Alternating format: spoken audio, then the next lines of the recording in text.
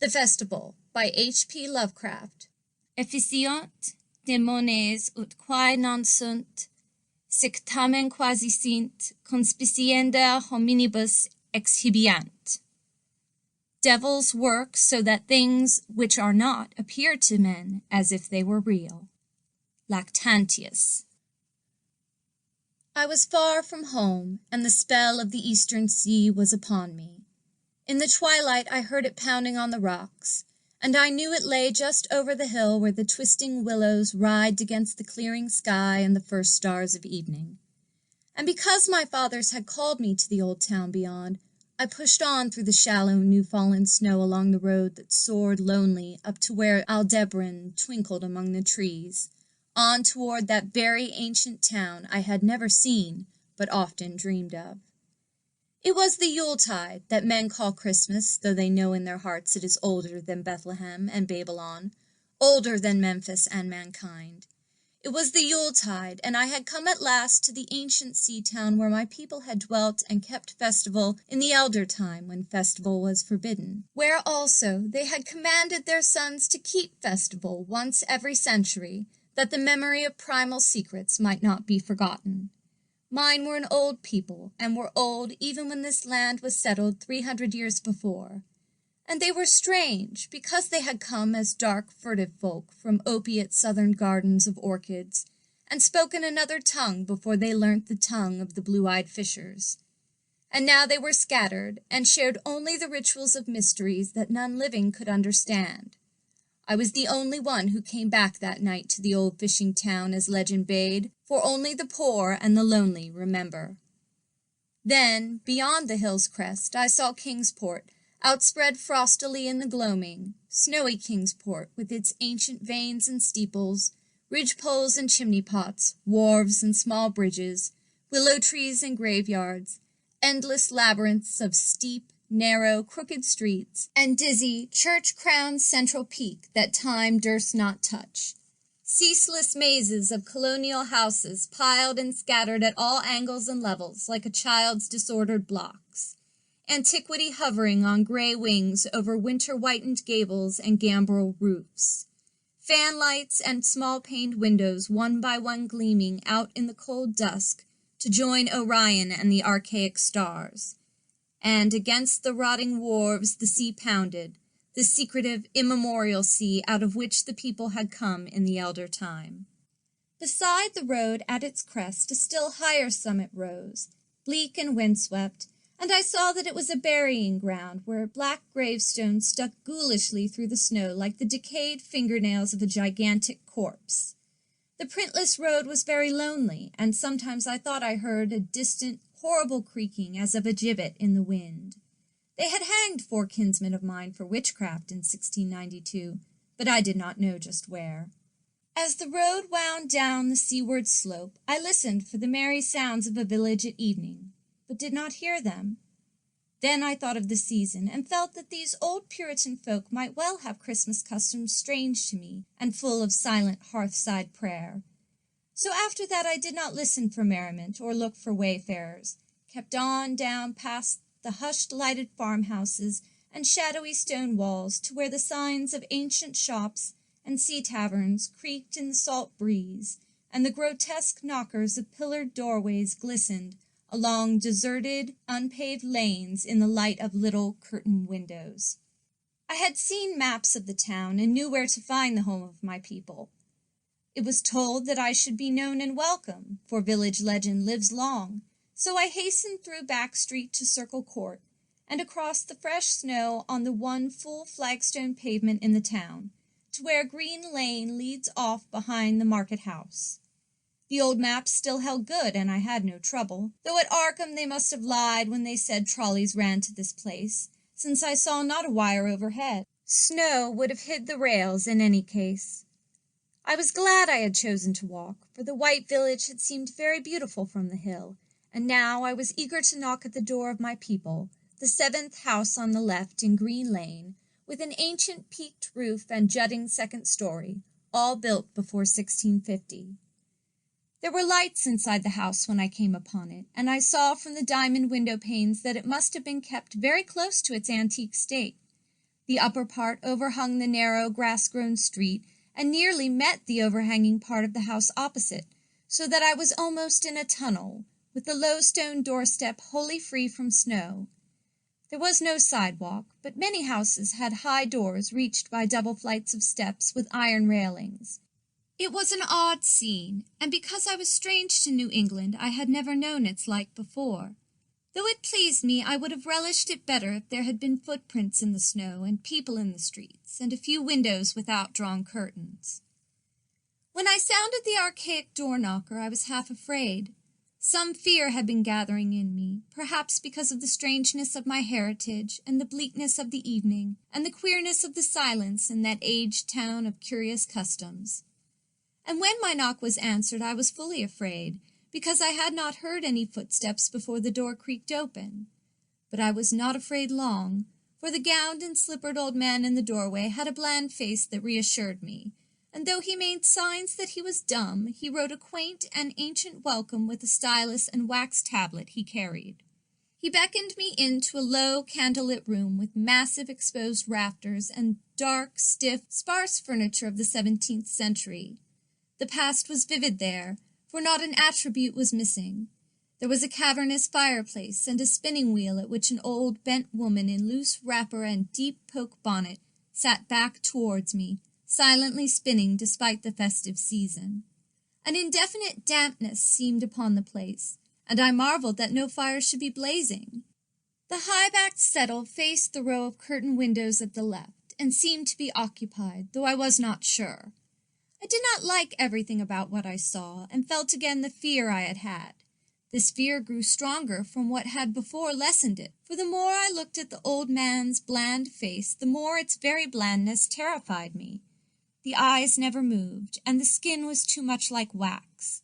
Finally, I was sure it was not a face at all, but a fiendishly cunning mask. But the flabby hands, curiously gloved, wrote genially on the tablet, and told me I must wait a while before I could be led to the place of the festival. Pointing to a chair, table, and pile of books, the old man now left the room, and when I sat down to read, I saw that the books were hoary and mouldy, and that they included old Morrister's wild Marvels of Science, the terrible Seductismus Triumphatus of Joseph Glanville, published in 1681, the shocking De Monolateria of Remigius, printed in 1595 at Lyons, and, worst of all, the unmentionable Necronomicon of the mad Arab Abdul al-Azred, in Oleus Wormius's forbidden Latin translation, a book which I had never seen, but of which I had heard monstrous things whispered. No one spoke to me, but I could hear the creaking of signs in the wind outside, and the whir of the wheel, as the old bonneted woman continued her silent spinning. I thought the room and the books and the people very morbid and disquieting, but because an old tradition of my father's had summoned me to strange feastings, I resolved to expect queer things. So I tried to read, and soon became tremblingly absorbed by something I found in that accursed Necromonicon, a thought, a legend too hideous for sanity or consciousness. But I disliked it when I fancied I heard the closing of one of the windows that the settle faced, as if it had been stealthily opened. It had seemed to follow a whirring that was not of the old woman's spinning-wheel. This was not much, though, for the woman was spinning very hard, and the aged clock had been striking. After that I lost the feeling that there were persons on the settle, and was reading intently and shudderingly, when the old man came back booted and dressed in a loose antique costume, and sat down on that very bench, so that I could not see him. It was certainly nervous waiting, and the blasphemous book in my hands made it doubly so. When 11 struck, however, the old man stood up, glided to a massive carved chest in the corner, and got 2 hooded cloaks, one of which he donned, and the other of which he draped round the old woman, who was ceasing her monotonous spinning. Then they both started for the outer door, the woman lamely creeping, and the old man, after picking up the very book I had been reading, beckoning me as he drew his hood over that unmoving face or mask. We went out into the moonless and tortuous network of that incredibly ancient town, went out as the lights in the curtained windows disappeared one by one, and the dog-star leered at the throng of cowed, cloaked figures that poured silently from every doorway and formed monstrous processions up this street and that. Past the creaking signs and antediluvian gables, the thatched roofs and diamond-paned windows, threading precipitous lanes where decaying houses overlapped and crumbled together, gliding across open courts and churchyards, where the bobbing lanthorn made eldritch, drunken constellations. Amidst these hushed throngs I followed my voiceless guides, jostled by elbows that seemed preternaturally soft, impressed by chests and stomachs that seemed abnormally pulpy, but never seeing a face nor hearing a word. Up, up, up the eerie columns slithered, and I saw that all travelers were converging as they flowed near a sort of focus of crazy alleys at the top of a high hill in the center of the town, where perched a great white church. I had seen it from the road's crest when I looked at Kingsport in the new dusk, and it had made me shiver because Aldebaran had seemed to balance itself a moment on the ghostly spire. There was an open space around the church, partly a churchyard with spectral shafts, and partly a half-paved square swept neatly bare of snow by the wind, and lined with unwholesomely archaic houses having peaked roofs and overhanging gables. Death fires danced over the tombs, revealing gruesome vistas, though queerly failing to cast any shadows. Past the churchyard, where there were no houses, I could see over the hill's summit and watch the glimmer of stars on the harbor, though the town was invisible in the dark. Only once in a while a lanthorn bobbed horribly through the serpentine alleys on its way to overtake the throng that was now slipping speechlessly into the church. I waited till the crowd had oozed into the black doorway, until all the stragglers had followed. The old man was pulling at my sleeve, but I was determined to be last. Crossing the threshold into the swarming temple of unknown darkness, I turned once to look at the outside world as the churchyard phosphorescence cast a sickly glow on the hilltop pavement. And as I did, so I shuddered, for though the wind had not left much snow, a few patches did remain on the path near the door, and in that fleeting backward look it seemed to my troubled eyes that they bore no mark of passing feet, not even mine. The church was scarce lighted by all the lanthorns that had entered it, for most of the throng had already vanished. They had streamed up the aisle between the high pews to the trap-door of the vaults which yawned loathsomely open just before the pulpit, and were now squirming noiselessly in. I followed dumbly down the foot-worn steps and into the dark, suffocating crypt. The tale of that sinuous line of night marchers seemed very horrible, and as I saw them wriggling into a venerable tomb they seemed more horrible still. Then I noticed that the tomb's floor had an aperture down which the throng was sliding, and in a moment we were all descending an ominous staircase of rough-hewn stone, a narrow, spiral staircase, damp and peculiarly odorous, that wound endlessly down into the bowels of that hill past monotonous walls of dripping stone blocks and crumbling mortar. It was a silent, shocking descent, and I observed after a horrible interval that the walls and steps were changing in nature, as if chiseled out of the solid rock. What mainly troubled me was that the myriad footfalls made no sound and set up no echoes. After more eons of descent, I saw some side passages or burrows leading from unknown recesses of blackness to this shaft of nighted mystery. Soon they became excessively numerous, like impious catacombs of nameless menace, and their pungent odor of decay grew quite unbearable. I knew we must have passed down through the mountain and underneath the earth of Kingsport itself, and I shivered that a town should be so aged and maggoty with subterraneous evil. Then I saw the lurid shimmering of pale light and heard the insidious lapping of sunless waters. Again I shivered, for I did not like the things that the night had brought, and wished bitterly that no forefather had summoned me to this primal rite. As the steps and the passage grew broader, I heard another sound, the thin, whining mockery of a feeble flute, and suddenly there spread out before me the boundless vista of an inner world, a vast fungus shore lit by a belching column of sick, greenish flame, and washed by a wide, oily river that flowed from abysses frightful and unsuspected to join the blackest gulfs of immemorial ocean. Fainting and gasping, I looked at that unhallowed Erebus of Titan toadstools, leprous fire and slimy water, and saw the cloaked throngs forming a semicircle around the blazing pillar. It was the Yule rite, older than man and fated to survive him, the primal rite of solstice and of spring's promise beyond the snows, the rite of fire and evergreen, light and music. And in the Stygian grotto I saw them do the rite, and adore the sick pillar of flame, and throw into the water handfuls gouged out of the viscous vegetation which glittered green in the caloric glare.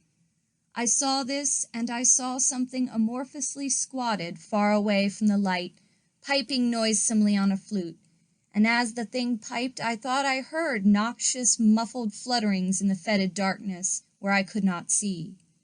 But what frightened me most was that flaming column, spouting volcanically from depths profound and inconceivable, casting no shadows as a healthy flame should, and coating the nitrous stone with a nasty, venomous verdigris. For in all that seething combustion no warmth lay, but only the clamminess of death and corruption. The man who had brought me now squirmed to a point directly beside the hideous flame, and made stiff ceremonial motions to the semicircle he faced. At certain stages of the ritual they did groveling obeisance, especially when he held above his head that abhorrent Necronomicon he had taken with him. And I shared all the obeisances because I had been summoned to this festival by the writings of my forefathers. Then the old man made a signal to the half-seen flute-player in the darkness, which the player thereupon changed its feeble drone to a scarce louder drone in another key, precipitating as it did so a horror unthinkable and unexpected. At this horror I sank nearly to the lichened earth, transfixed with a dread not of this or any world, but only of the mad spaces between the stars. Out of the unimaginable blackness beyond the gangrenous glare of that cold flame, out of the Tartarian leagues through which that oily river rolled uncanny, unheard, and unsuspected, there flopped rhythmically a horde of tame, trained, hybrid winged things that no sound eye could ever wholly grasp, or sound brain ever wholly remember. They were not altogether crows, nor moles, nor buzzards, nor ants, nor vampire bats, nor decomposed human beings, but something I cannot and must not recall.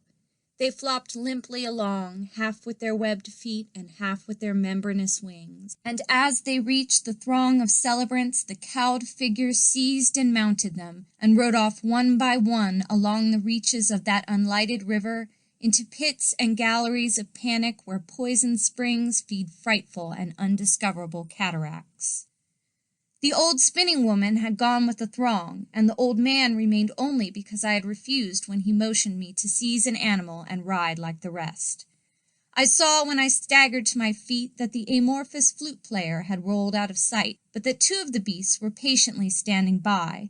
As I hung back, the old man produced his stylus and tablet, and wrote that he was the true deputy of my fathers, who had founded the Yule worship in this ancient place, that it had been decreed that I should come back, and that the most secret mysteries were yet to be performed. He wrote this in a very ancient hand, and when I still hesitated, he pulled from his loose robe a seal ring and a watch, both with my family arms, to prove that he was what he said. But it was a hideous proof, because I knew from old papers that that watch had been buried with my great-great-great-great-grandfather in 1698. Presently the old man drew back his hood and pointed to the family resemblance in his face, but I only shuddered because I was sure that the face was merely a devilish mask. The flopping animals were now scratching restlessly at the lichens, and I saw that the old man was nearly as restless himself. When one of the things began to waddle and edge away, he turned quickly to stop it, so that the suddenness of his motion dislodged the waxen mask from what should have been his head. And then, because that nightmare's position barred me from the stone staircase down which we had come, I flung myself into the oily underground river that bubbled somewhere to the caves of the sea, flung myself into that putrescent juice of earth's inner horrors before the madness of my screams could bring down upon me all the charnel legions these pest gulfs might conceal. At the hospital they told me I had been found half frozen in Kingsport Harbor at dawn, clinging to the drifting spar that accident sent to save me. They told me I had taken the wrong fork of the hill road the night before and fallen over the cliffs at Orange Point, a thing they deduced from the prints found in the snow. There was nothing I could say, because everything was wrong. Everything was wrong, with the broad windows showing a sea of roofs in which only about 1 in 5 was ancient, and the sound of trolleys and motors in the streets below. They insisted that this was Kingsport, and I could not deny it. When I went delirious at hearing that the hospital stood near the old churchyard on Central Hill, they sent me to St. Mary's in Arkham, where I could have better care. I liked it there, for the doctors were broad-minded, and even lent me their influence in obtaining the carefully sheltered copy of Abdul al-Azrad's objectionable Necronomicon from the library of Miskatonic University. They said something about a psychosis, and agreed I had better get any harassing obsessions off my mind. And so I read that hideous chapter, and shuddered doubly because it was indeed not new to me. I had seen it before, let footprints tell what they might, and where it was I had seen it were best forgotten. There was no one, in waking hours, who could remind me of it, but my dreams are filled with terror because of the phrases I dare not quote. I dare quote only one paragraph, put into such English as I can make from the awkward low Latin. "The nethermost caverns," wrote the mad Arab, "are not for the fathoming of eyes that see, for their marvels are strange and terrific. Cursed the ground where dead thoughts live new and oddly bodied, and evil the mind that is held by no head. Wisely did Ibn Shakabau say that happy is the tomb where no wizard hath lain, and happy the town at night whose wizards are all ashes. For it is of old rumour that the soul of the devil-bought hastes not far from his charnel clay, but fats and instructs the very worm that gnaws, till out of corruption horrid life springs, and the dull scavengers of earth wax crafty to vex it, and swell monstrous to plague it. Great holes secretly are digged where the earth's pores ought to suffice, and things have learnt to walk that ought to crawl."